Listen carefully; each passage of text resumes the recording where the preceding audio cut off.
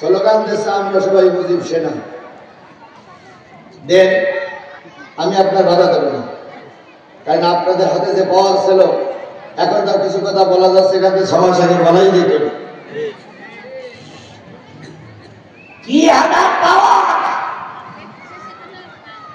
মঞ্চে বসে দাঁড়িয়ে নাই, জোহরে সালাত আদায় করি নাই, ওনারা উপদেশ দিত হুজুর এদিক যাবেন না, ওদিক যাবেন না, এটা বলবেন না, সেটা বলবেন না।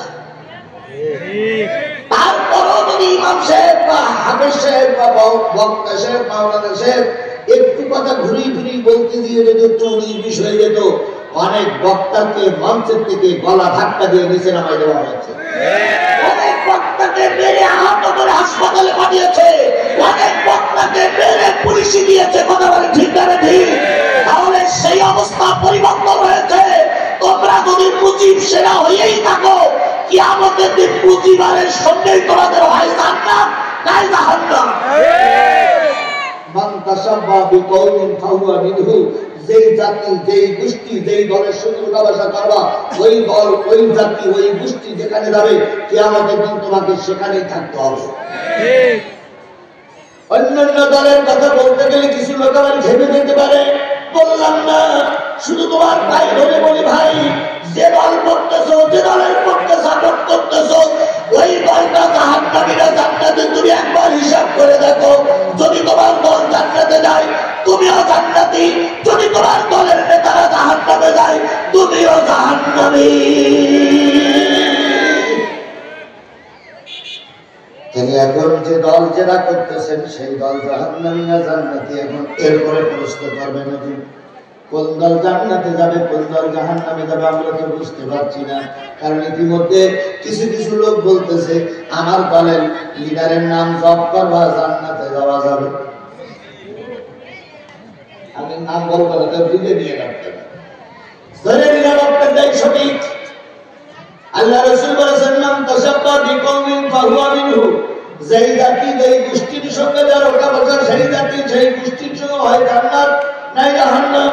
এখন কোন দলটা জান্নাতে যাবে তার প্রমাণ স্বরূপ আগামীকাল এই যে বিশাল মাঠ, আগামী 1 সপ্তাহের ভিতরে বিশাল মাঠে একটা পার্টির জনসভা হবে। কবে হবে তা বললাম না, পার্টির জনসভা হবে, যে কোনো একটা পার্টি, জামাত হোক, বিএনপি হোক, জাতীয় পার্টি হোক, যে কোনো একটা পার্টির জনসভা হবে। এখান থেকে মসজিদ কত দূর? পাশেই মসজিদ। মসজিদে আযান হয়ে গেল, আসরের আযান। আযানের পরে যদি নেতা কর্মীরা সব নামাজ পড়ে, জেনে নিয়ে আপনার এই দলটা জান্নাতি দল।